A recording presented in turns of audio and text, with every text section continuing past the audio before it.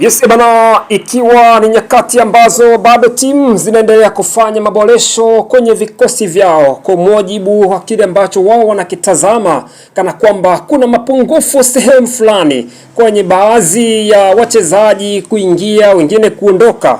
Sasa basi, kwenye soka washambuliaji wanapewa sifa kwa kufunga magoli, lakini kwenye vikosi vya mabingwa kuna watu wanaofanya kazi ngumu zaidi ya nyuma ya pazia ili kulinda heshima ya timu.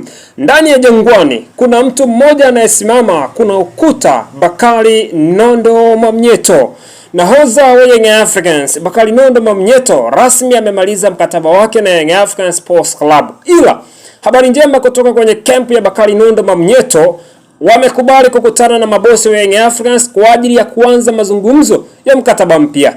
Bakari Nondo Mwamnyeto kwa sasa ana ofa mbili kubwa, moja kutoka nje ya nchi na moja ndani ya nchi, Azam FC. Ila kwa upande mchezaji mwenyewe amewapa nafasi kubwa Young Africans kwa kutaka kuendelea kusalia ndani ya kikosi cha Jangwani. Kumbuka Bakari Nondo Mwamnyeto alikuwa na msimu mgumu mno, msimu ambao ilifika wakati akataka kususia kuendelea kuwatumikia wananchi, lakini yote kwa yote ilikuwa ni kwa mapenzi, kwa heshima na kile ambacho amekifanya.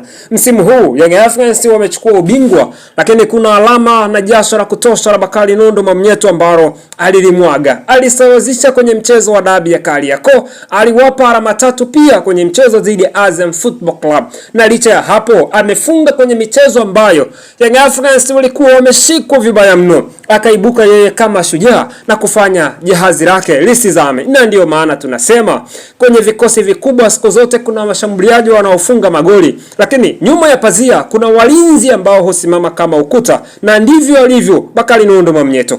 Je, wewe unaona Bakari Nondo Mwamnyeto anaweza akasalia kwenye kikosi cha Young Africans kutoka mitaani kule Tanga hadi kuwa kiongozi mkuu wa mabingwa wa nchi? Sifa kubwa inayomtofautisha Mwamnyeto si tu nguvu zake, bali ni utulivu wake.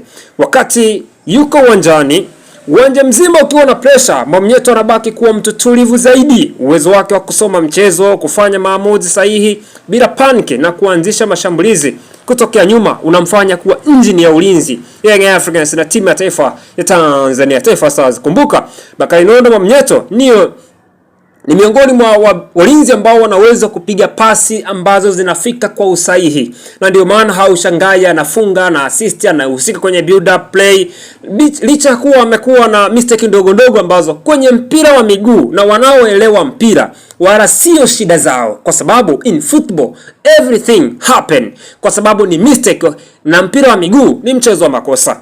Kuvaa kitambaa cha unahodha wa klabu kubwa kama Young Africans sio kazi rahisi, inahitaji moyo wa chuma na nidhamu ya hali ya juu. Mwamnyeto sio tu beki anayokuwa mipira ya juu na kufanya tackles safi, ni kiongozi anayebeba pressure mamilioni ya mashabiki begani mwake, na anapohitajika mbele anapanda na kufunga magoli muhimu ya ushindi. Yanga inaweza kuwa na safu bora ya ushambuliaji, lakini utulivu na